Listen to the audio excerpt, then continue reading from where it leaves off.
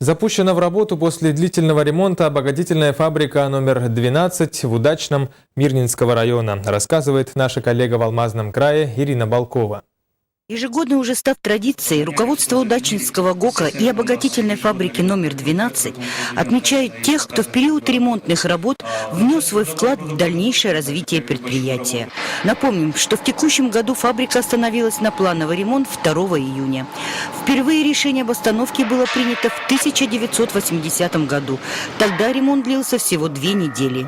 С того момента ремонтные работы проводились частично, по очереди. Однако со временем необходима замена оборудования и проведение капитального ремонта. Проходил он так, причем не полностью фабрика останавливалась.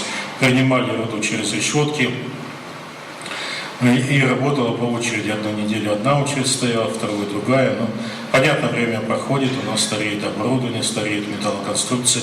Есть необходимость проведения более капитального ремонта. В этом году в ремонте было задействовано порядка 300 человек, включая специалистов подрядных организаций. Сделано много, как отметил начальник фабрики Вадим Рудометкин.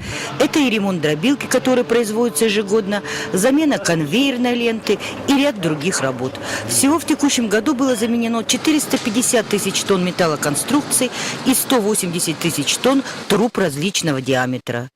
Мы заменили часть конвейера, 22-го конвейера. Это не просто замена, а мы обеспечили подготовку мельницы номер 3 к будущему демонтажу и замену ее на новую мельницу, которая будет производиться в начале следующего года. И как результат, отмечают специалисты, обогатительная фабрика запустилась под загрузку с полоборота и в настоящий момент продолжает работать в условиях эксперимента, после чего специалисты планируют выйти на плановые показатели. Директор Удачнинского ГОКа Александр Махрачев поблагодарил всех присутствующих с успешным окончанием ремонтных работ и вручил почетные грамоты и памятные сувениры заслуженным работникам предприятия. Только в слаженном и грамотном коллективе можно добиться высоких результатов. А это фабриканты, как они называют себя, доказывали уже не раз. Ведь помимо производства они всегда принимают участие в общественной жизни города и района, где также остаются лидерами.